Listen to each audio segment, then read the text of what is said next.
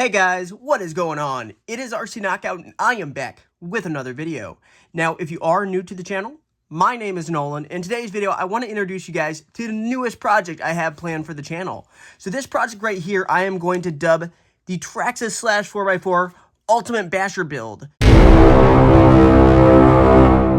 So this right here is my Traxxas Slash 4x4 VXL brushless, and we're going to start a brand new series where I'm doing some mods to make this into the ultimate bashing machine. And this is going to be video number 1. So if you're interested in anything Traxxas Slash 4x4 or Traxxas Slash, anything involving bashing, make sure to go ahead and subscribe. Make sure to also hit that notification bell so you'll be notified when I come out with new videos, because we're going to be doing one upgrade at a time, and then you're going to see me test the upgrade and see if it makes that much of a difference. So that's kind of how the process is going to go. And this very first video, we're going to start off with the very first upgrade, which I'm going to show you guys in just 1 second. But yeah, this is my Traxxas Slash 4x4. It is not stock. It's got a few upgrades already. It's running a Surpass hobby motor. This is a cheap budget motor I put in because I did burn up the 3500 kV. It's still running the VXL3S ESC, but we are going to be swapping out the motor and the ESC. That'll be coming in a later video. It does have aftermarket drive shafts, so it's running these heavy-duty steel drive shafts I got off of eBay. So those will probably stay because those have been holding up. I have considered swapping to something like the MIP ones, which so far these ones have held up. They're budget drive shafts. I'll go ahead and leave a link in the description if you want to check out these drive shafts. I think it's about $75 for the entire set of 4, and they've held up really well. Some other upgrades this one already has. It's already got RPM hub carriers. So the hub carriers in there, those are RPM. The C hubs right here, and also the steering knuckles, those are also RPM. It's also running GPM wheel hex claws on the front and rear. So this is going to be just the very beginning of this project, guys, and I have a lot of upgrades coming, but this is the very first upgrade today, and that upgrade is this right here. I am going to be installing this today. This right here is part number 6780. This is actually the Traxxas center differential. So this, I think, comes in the Traxxas Haas. You can also fit this into a Traxxas Slash 4x4. I believe the 4x4 high center of gravity or the ultimate model. It will also fit in the Traxxas Rustler 4x4 as well as the Traxxas Stampede 4x4. So it basically eliminates the slipper clutch altogether. Also comes with this nice steel spur gear. So that's what we're installing today. And the hope with installing this will help take some of that strain off of the drive shafts, because you got to get your slipper tuned just right. You have to get that slippage just right to be adequate for bashing. And if you have it too loose, it's going to be slipping all the time and you're not going to get that power to the ground. But if you have it too tight, then when you come down on hard landings, you're going to also break a drive shaft or break something in the drivetrain. So that's never good. So that's why I thought this is a good upgrade to do. I'm actually going to go ahead, put a link down in the description below where you can check this out. I think it goes for about 70 bucks. It is a Traxxas performance upgrade part. What we're going to do is we're going to swap out the stock slipper clutch, swap this in. This will swap directly in its place, and it should be a pretty simple install. We just need to take the back portion apart. I think it should just be a few bolts, and then we're going to test this in the next video, and then after that, we're going to have a lot more upgrades to come. So let me reposition the camera, and we're going to jump right in this install. Alrighty guys, so jumping right into this should be a pretty simple upgrade. It's not going to be super difficult. In order to get to the slipper clutch, we're going to have to remove these 2 screws right in here, which those are 2.5 millimeters. We're also going to have to take the cover off of the slipper and pinion. That's a 2 mil that holds that. And then we're also going to have to remove the 2.5 mil that are underneath. And then this whole back portion will slide off and we'll be able to access the slipper clutch. So first we're going to begin with taking the little cover off. That is a 2 millimeter. So let me grab a 2 mil. Here's my 2 millimeter right here. And we'll just go ahead and get that off. Also, by the way, guys, if you're enjoying this series, make sure to go ahead and give this video a thumbs up. I'd greatly appreciate it. Makes the algorithm much more likely to pick up this video. Got that out. Makes the algorithm much more likely to pick up this video and show it to more people, which is ultimately the goal. All right, got that cover popped off, set that aside. And you can see I do actually already have a metal spur gear on this slipper clutch, but the Haas center differential comes with one, and I believe it's the exact same size as the one I have on. I believe it's a 54, either a 54 or 52 tooth. And I think I'm running a 13, or that's a 15 tooth pinion already.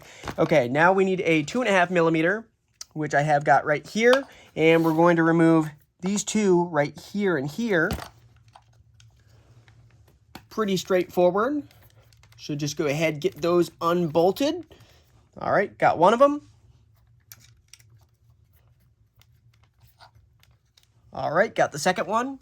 I guess another upgrade I forgot to point out on this is that I am running the Pro Line clipless body mount system. So it just uses, where did I put them? Just uses these little nuts right here. And this is what holds the body in place. It threads onto these threaded grub screws that screw down into the post. So I like it. I think it's definitely a worthwhile upgrade if you want to eliminate body clips, which I cannot stand body clips. They're so annoying. All right, now that we got that off, flip it over and loosen these two right here, which are also 2.5 mils. And then I think that should be it, and we should be able to access that. Got one of them. Set that aside, then get the other one. All right, got the second one, set that aside. Now the back portion should just slide, yes. And there you go. So back portion, now sitting like that. And here's our slipper clutch right here, guys. So let me go ahead, let's get this opened up right here, the new center differential. And I don't think we're going to even need the directions because I think it's pretty straightforward. We can take a quick sneak peek at the directions, but, whoops, ripped them. But I think it's pretty much just put it in place. Yeah, it's just basically put it in place of the slipper clutch. So it's pretty straightforward. So here is the center differential that we are putting in. As you guys can see with the center diff, it's a little on the tight side, but I can rotate it by hand. And you can see there's little gears in here. So it definitely should help with taking some strain off the drivetrain. And this is a heavy duty gear. This is a 0.8, so it's a 32 pitch gear. It is 54 tooth, which I believe is what I'm taking out. So I shouldn't need to readjust my gear mesh. My gear mesh should still be set good. I believe this is a 54. Let's go ahead. We're going to pull this out. To make this easier, I could unbolt the motor, which let's see if we can slip it out without unbolting the motor. I think we should be able to. Yep. There we go. And is this a 54? Yes, it is. Right there, you can see this is a 54 tooth. I forgot actually that I did put a metal spur gear on this. But see, this is a slipper clutch. So slipper clutch, basically this screw right here pushes down on this spring, which then pushes the actual gear up against the slipper pads, which then push up against the disc right there. And depending on how tight you have this, that's going to determine how much it's going to slip. I can see this is loose right here. My the end piece is loose, but that's no big deal. So yeah, it's hard to get that tuned properly to have it perfect. You don't have to deal with that. There's no adjustment for the center differential aside from you can change the fluid out. You can put a thicker fluid in. I don't know what the stock weight fluid is, but you can see the difference between the two. They should be identical in size, dimension-wise, but you can see the difference. Just basically plug and play. So this will go in its place. Let me make sure all the bearings and everything move properly, because while I'm in here, it would make sense to replace bearings. This one's a little grungy, but it still moves pretty smooth, so we're not going to bother replacing that. And this will just go, let me make sure this one's tight real quick. That's a 2 mil. Make sure that one's tight. Yes, that one's tight. All the other ones should be tight. So we'll just go ahead, push that in. And that is in, and the gear mesh should be just right because it's also a 54 tooth. And then we just need to get the piece right here in line with the output shaft. Now let's make sure this one's good. That one, I'd have to actually take apart the rear if I'm gonna replace that one. That one has a little bit of play in it, but it still spins smooth, that bearing right there. So we're not gonna worry about it, but we have to get this lined up. I'm actually gonna go ahead, flip it over, and we're going to try to get this lined up. Okie dokie, so come on. A little bit difficult. There, I think, yes, there, that popped in place. As you can see, gear mesh is still good. Won't need to adjust that at all. And then we can just replace our screws. So here's the 2.5s that go up top. We'll go ahead and install those. Grab my 2.5 mil again. Like I said, guys, it's a pretty simple install. It's not really difficult. It's actually about as easy as it can get. We'll get these ones started.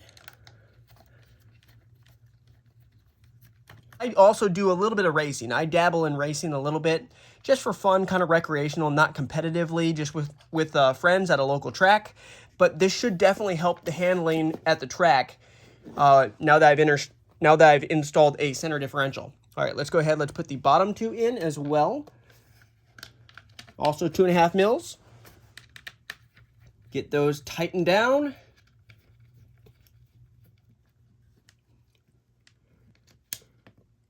Also, when you do this, you need to make sure that this piece right here slides in place up over the back portion.